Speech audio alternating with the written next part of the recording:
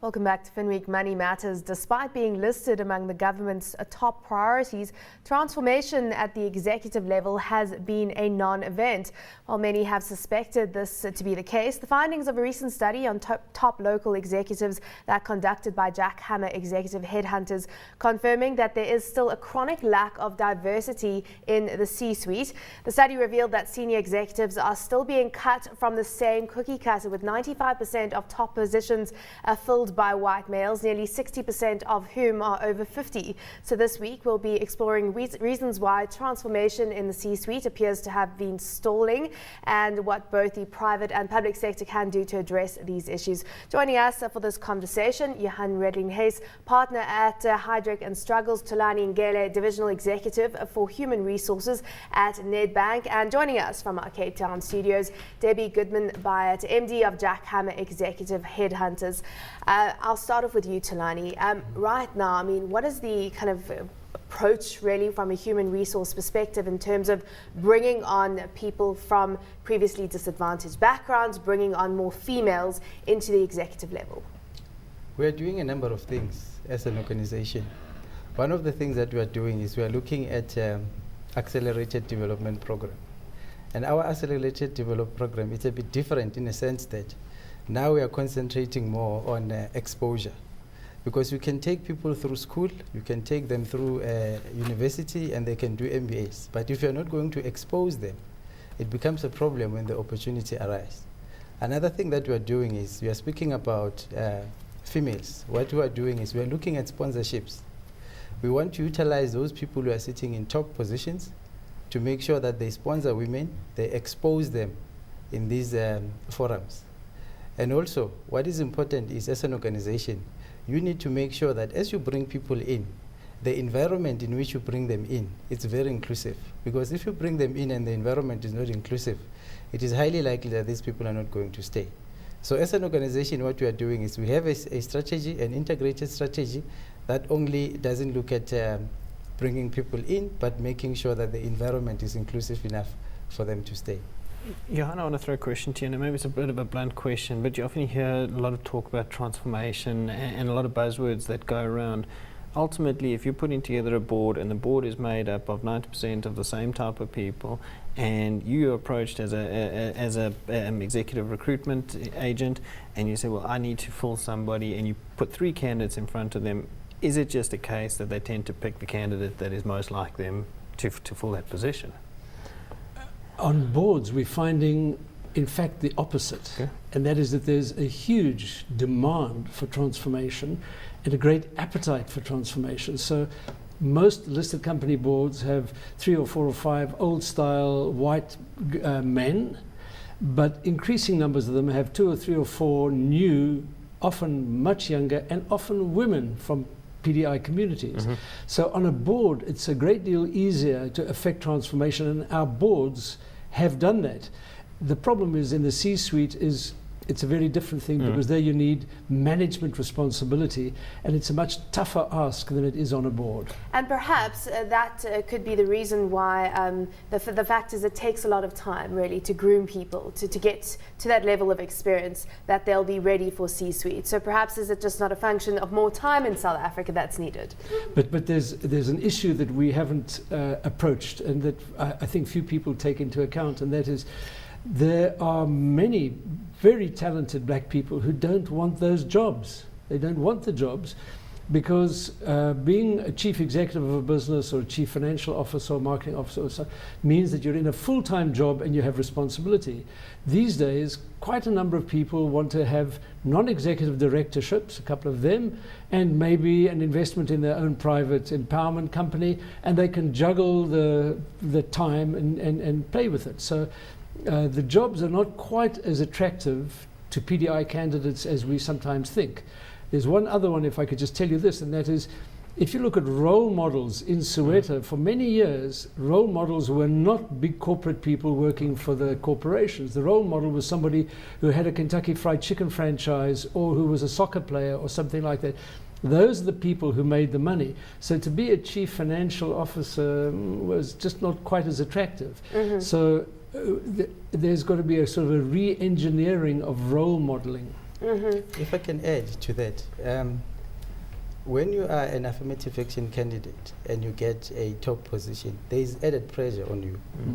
The market itself expects you to perform differently.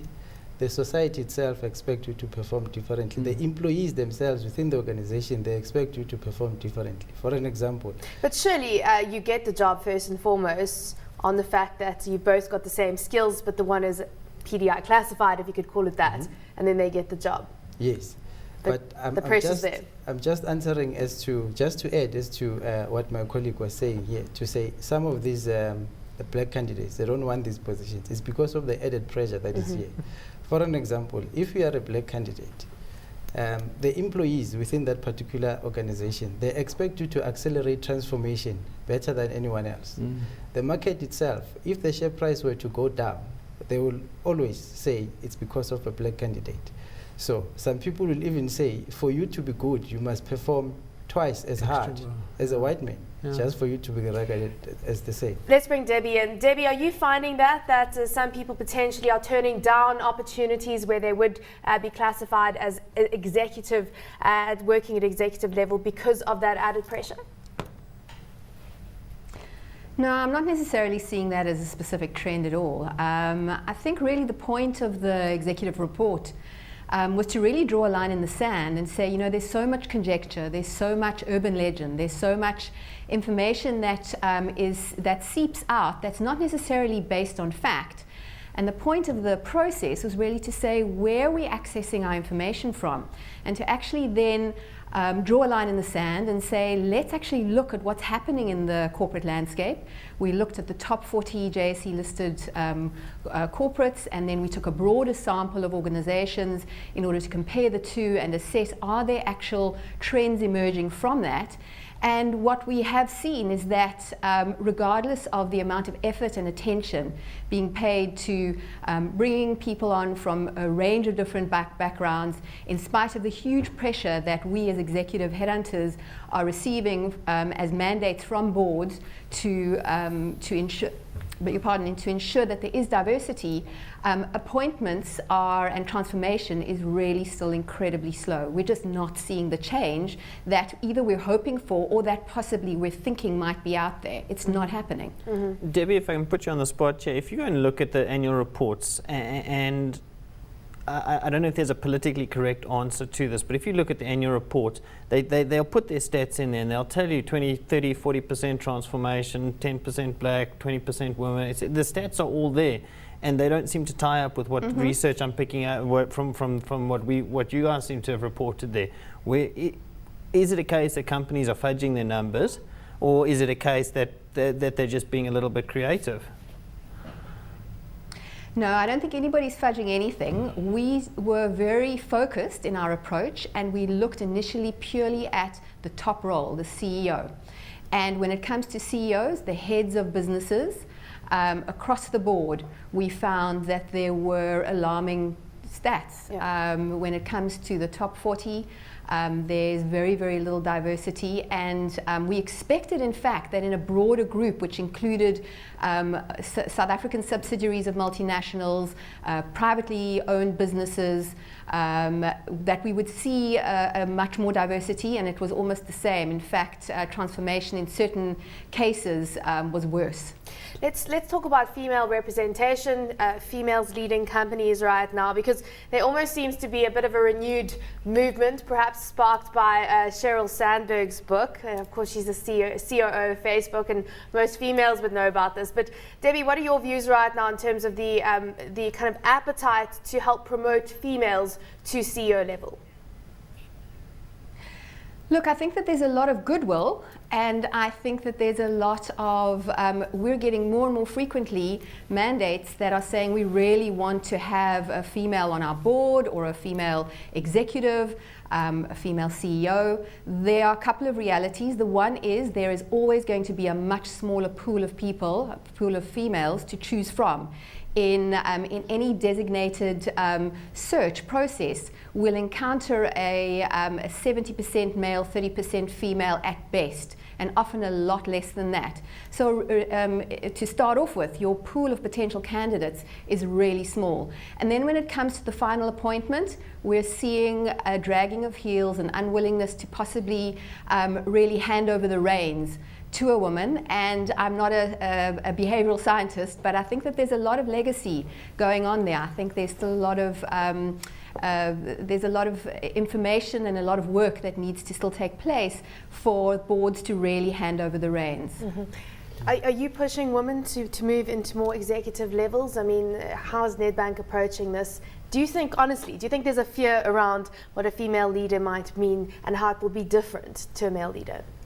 In Nedbank, what we do is we have a number of programs where we make sure that women are developed. In fact, when we look at our second layer, that is senior management level, we are now concentrating on making sure that we develop women. We have a number of programs that are there specifically for women, because we see that there is a need, and we see that there is quite a few women who, when you look years ago, women who were ready to take up these positions. So unless we do something different, there's not going to be enough women to choose from. So we've realized that, and as an organization, as Nedbank, we are putting that into our strategies, and we see that if you look at our senior management levels now, you can see that women are coming through. Mm-hmm. And when you look at our top management, our chief financial officer is a woman, an African woman, and we are proud of that, and we want to see more females getting into these Come top on, positions. we've got a woman who's heading up the stock exchange. No, I know. And the Reserve Bank, and 2 women heading up one of the biggest banks in the country. Okay, so but then my argument would be financial services are quite good at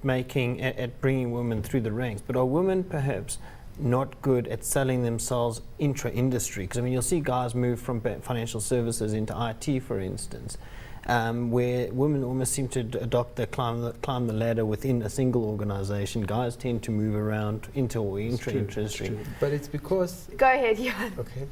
One of the things is that there is a social contract that has been built between most women and the organizations.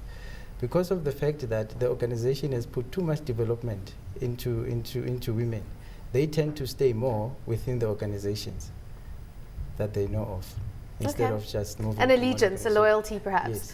Johan, just last word on this from you. But there are women in top jobs in industry and in mining. Think of Nkuyi Nyebezi-Heta at ArcelorMittal. Think of, some women are heading up mining companies. So I think there is progress. We shouldn't become discouraged. Fair enough.